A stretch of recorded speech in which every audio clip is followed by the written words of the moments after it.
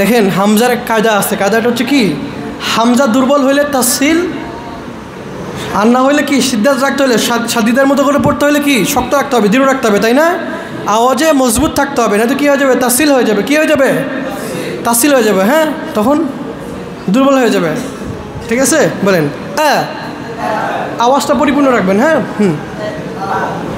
না এটা না, এটা না, নর্মাল। আলহামদুলিল্লাহি রাব্বিল আলামিন।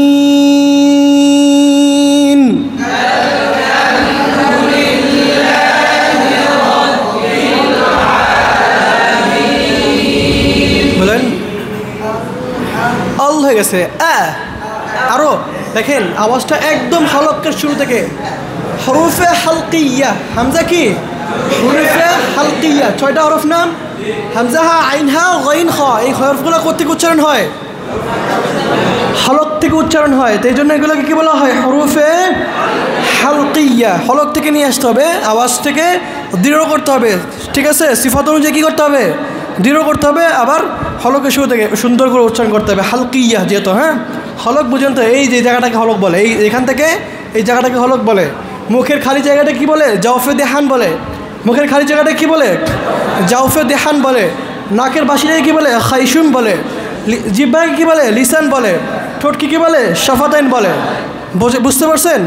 এগুলোর ব্যবহার ঠিকঠাক মতো আদায় করতে হবে। হ্যাঁ, সাথে তো সিফাতকে আপনার যুক্তি করতে হবে। সিফাতের বৈশিষ্ট্য ছাড়া কি হরফ মোটা, গুন্না পাতলা, মোটা কোনো কিছুই কি বোঝানো সম্ভব নয়। জন্য মাখারিজ ও সিফাত যেটা রয়েছে সেটা কি ঠিকঠাকভাবে আদায় করতে হবে। পারবেন ইনশাআল্লাহ? একটু মনোযোগ দিয়ে পড়েন, তাহলে হবে ইনশাআল্লাহ। মাস্কের সময় যে জিনিসটা প্রয়োজন সেটা হচ্ছে কি মনোযোগ। মাস্কের সময় কি প্রয়োজন? মাস্কের সময় কি প্রয়োজন? মনোযোগ, তাই না? এই জিনিসটা রাখতে হবে। পারবেন ইনশাআল্লাহ? হ্যাঁ, যখনই পড়বেন খুব খেয়াল দিয়ে পড়বেন, খুব ধ্যান দিয়ে পড়বেন যে হরফের আদায় কি, কোনটা কীভাবে উচ্চারণ করতে হবে, কতটুকু আদায় করতে হবে, কতটুকু আওয়াজ শুনলে এটা সুন্দর হচ্ছে, এই বিষয়টা খেয়াল করতে হবে। আমরা শুরুতে ইমাম আসিম রহমতুল্লাহ আলোচনা করলাম না, উনি একজন কেরাতের ইমাম, লক্ষ লক্ষ ছাত্র তার জীবদ্দশা তিনি রেখে গেছেন মাত্র 35 বছর বয়সে। কয় বছর বয়সে? 35 বছর বয়সে। আজকে আমরা কিছু করতে পারি? আমরা তো সরকারি চাকরি পাই না। পাইছি আমরা সরকারি চাকরি পাই না, আর তিনি 35 বছর বয়সে লক্ষ লক্ষ তার ঠিক আছে শাগির্দ রেখে গেছেন, তাই না? বুঝতে পারছেন? জীবনে কিছু করার চাইলে অল্প সময় পারি আমরা, কিন্তু কি সেটার জন্য আমাদের দৃঢ় মনোবল এবং সঠিক মেহনত এবং বুঝে মেহনত করতে হবে ইনশাআল্লাহ। আপনি কষ্ট করতেছেন, হ্যাঁ, ঝুলে পড়তেছেন, কিন্তু আপনি কী পড়তেছেন আপনি বোঝেন না, সেটা সফলতা আছে? আপনি ছুটছেন, আপনি দৌড়াচ্ছেন, আপনি পরিশ্রম করতেছেন, কিন্তু আপনার গন্তব্য নাই, লাভ আছে? আপনার কোনো লাভ আছে? লাভ নাই। গন্তব্যহীন ছোড়া যাবে না। গন্তব্য ঠিক করতে হবে, আগে ঠিক করতে হবে যে আমার উচ্চারণটা ওই জায়গায় আছে, এখানে আমাকে ওইটা নিয়ে যেতে হবে। ঠিক আছে, মোটামুটি হইলেও নিয়ে যেতে হবে, এরপরে ওইটা আস্তে আস্তে ঠিক হয়ে যাবে ইনশাআল্লাহ। মাস্কের ক্ষেত্রে সবসময় সর্বোচ্চ এফোর্ট দেবেন। কী দেবেন? সর্বোচ্চ এফোর্ট দেবেন, যেন নর্মাল যখন পড়েন তখন যেন কি কোনো কারণের জন্য কি হরফের উচ্চারণগুলো যেন ছুটে না যায়, এজন্য কি সর্বোচ্চ এফোর্টটা কি মাস্কে দেবেন। ঠিক আছে ইনশাআল্লাহ? বলেন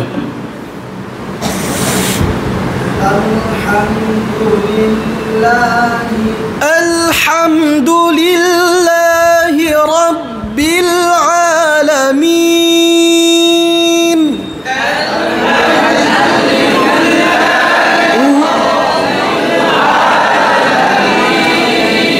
বসেন, বলেন, বসেন।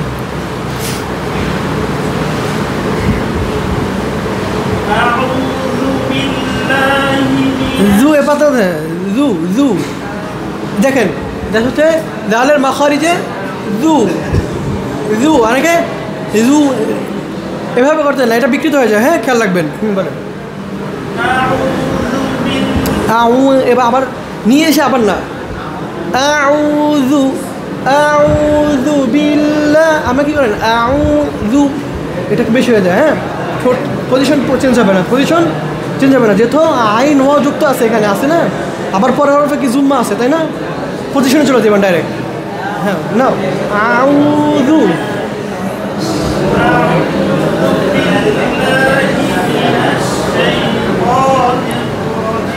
নির রাজিম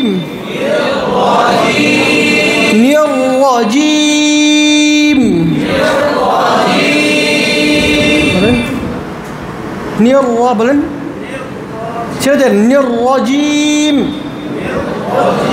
বসে, মাশাআল্লাহ, বসে।